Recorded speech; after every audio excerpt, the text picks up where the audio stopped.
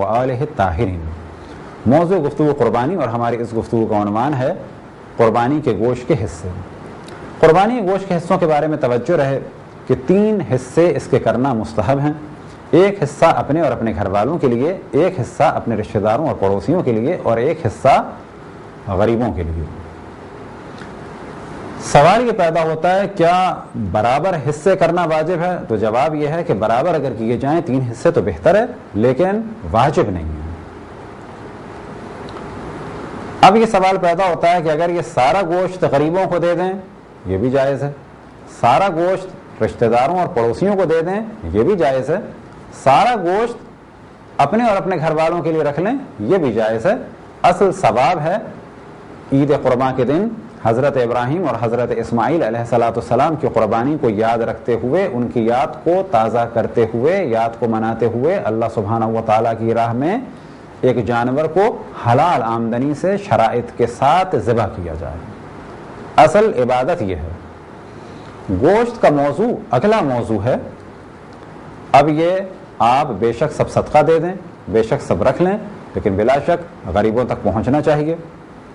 چاہیے سے مراد کہ بہتر ہے اور زیادہ ثواب ملے گا۔ روایتوں میں نقل ہوا کہ رسول اللہ صلی اللہ علیہ وسلم 100 اونٹ نہر فرماتے تھے، جن میں سے 34 اونٹ مولا امیر المؤمنین علیہ السلام کی جانب سے۔ اب بہت واضح سی بات ہے کہ ان 100 اونٹوں کا گوشت 3 حصوں میں تقسیم اگر کیا جائے تو کیا 33 اونٹوں کا گوشت اپنے گھر والوں کے لیے رکھتے تھے؟ ایسا نہیں ہے، زیادہ تر وہ غریب غربا اور مسلمین کے درمیان بٹ جاتا تھا۔ تو یہ کام بہترین کام ہے اور جائز ہے کہ جس کو بھی آپ مصلحت سمجھیں۔ لہذا بعض دفعہ بعض علاقوں میں قحط پڑ جاتا ہے، جیسے پاکستان میں پچھلی دفعہ سیلاب آ گیا تھا، یا کہیں زلزلہ آ جائے، تو کیا یہ ممکن ہے کہ سارا گوشت وہاں بھیج دیا جائے؟ بلا شک یہ جائز ہے اور ثواب کا سبب ہے، کیونکہ دیکھنا یہ چاہیے کہ اس گوشت کو کھانے کا حق کس کا زیادہ ہے۔ بس گوشت کے 3 حصے کرنا بہتر ہے، لیکن اگر ایک حصہ کیا جائے یا سب کا سب صدقہ دے دیا جائے یا سب کا سب عزیز و رشتہ داروں کو دے دیا جائے تو یہ بھی جائز ہے۔ کھال کے بارے میں سوال ہوتا ہے کہ کھال کا کیا کیا جائے؟ تو جواب یہ ہے کھال کے مالک آپ ہیں، جو چاہے اس کھال کا کریں، جائز ہے، اور بعض روایتوں میں نقل ہوا کہ اس کی جانماز بنائیں اور استعمال کریں۔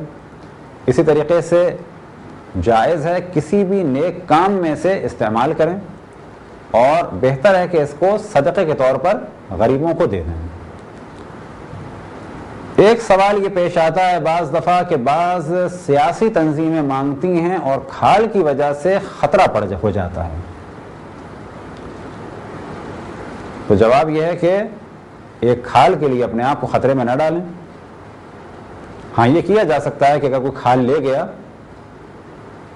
تو اس کے بدلے آپ اس کھال کی قیمت کسی نیک کام میں لگا دیں، البتہ یہ بھی واجب نہیں ہے۔